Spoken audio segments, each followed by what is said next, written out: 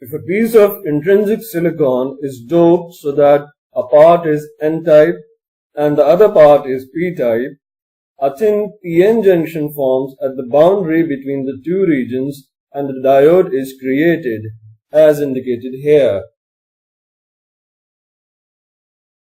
The P region has many holes, that is, majority carriers, from the impurity atoms and only a few thermally generated free electrons, that is, minority carriers.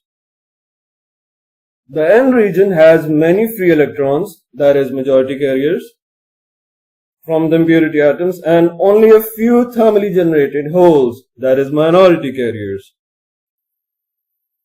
When the PN junction is formed, the N region loses free electrons as they diffuse across the junction. This creates a layer of positive charges, pentavalent ions, near the junction, like this. As the electrons move across the junction, the P region loses holes as the electrons and holes combine. This creates a layer of negative charges, trivalent ions, near the junction. These two layers of positive and negative charges form the depletion region, as shown here.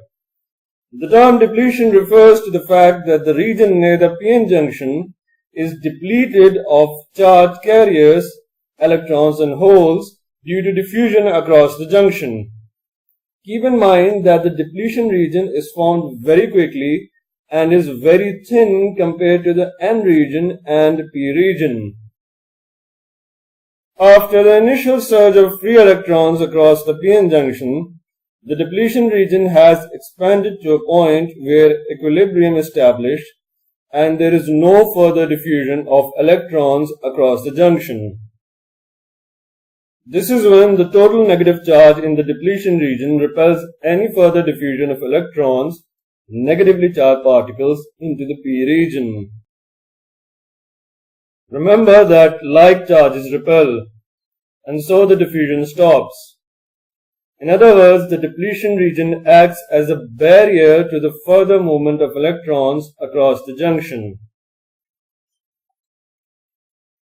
The blue arrows here show the electric field in the region, and we know from physics that whenever a charge is in vicinity of another charge, it experiences Coulomb's force. This is what keeps the electrons at bay. This field is a barrier for free flow of electrons. To overcome it, a certain potential difference must be applied across the region to enable the electrons to move across it. We will learn more about it later in the course. The barrier potential for silicon is 0.7 volts at room temperature. The free electrons in the N region are randomly drifting in all directions. At the instant of the PN junction formation, the free electrons near the junction in the N region begin to diffuse across the junction into the P region, where they combine with holes near the junction like this.